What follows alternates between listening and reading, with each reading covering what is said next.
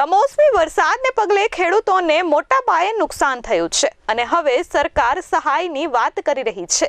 ત્યારે અમરેલીના જાફરાબાદ રાજુલા પંથકમાં કમોસમી વરસાદથી ખેડૂતોને ભારે નુકસાન પહોંચ્યું છે। ત્યારે બગડેલી મગફળીના પાથરાને સળગાવવા ખેડૂતો મજબૂર બન્યા છે। જાફરાબાદના મોટા માણસા ગામે ખેડૂતોએ મગફળીના પાથરાને સળગાવી દીધા છે। અમરેલી જિલ્લામાં કેટલાક ખેડૂતોએ ડુંગળીના ખેતરોમાં પશુઓને છૂટા મૂકી દીધા છે। કમોસમી વરસાદથી કપાસ, મગફળી, ડુંગળીના પાકને વ્યાપક નુકસાન થતા ખેડૂતોની હાલત કફોડી બની છે। સરકાર દ્વારા વહેલી તકે સહાય ચૂકવે અને દેવું માફ કરે તેવી ખેડૂતોએ માંગ કરી છે। મારું નામ શૈલેષભાઈ મુનુભાઈ જોગાણી, ગામ મોટા માણસા, તાલુકો જાફરાબાદ, જિલ્લો અમરેલી।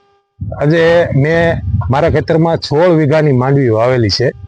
એમાં મેં 1.5 થી 2 લાખ રૂપિયાનો ખર્ચો કરેલ છે અને જે પાક મારે સંપૂર્ણપણે આજે વરસાદથી નુકસાન થયેલ છે, તો એના માટે મારે આ અત્યારે પાથરા મેં હળગાવેલા છે, પણ એ હળગતા નથી અને એના માટે જે કાઢવાનો ખર્ચો મારે અલગથી થાય એમ છે।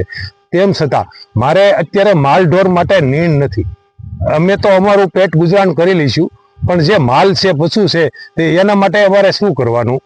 એટલે જો આ સરકારને તમે સહાય આપો એમ કરો છો, પણ હજી આપતા નથી, તો એના માટે અમારે ક્યાં સુધી ઓલું કરવાનું? બરોબર, તો એના માટે શું કરવું? Dharmesh Mehta, S24 news, Amreli.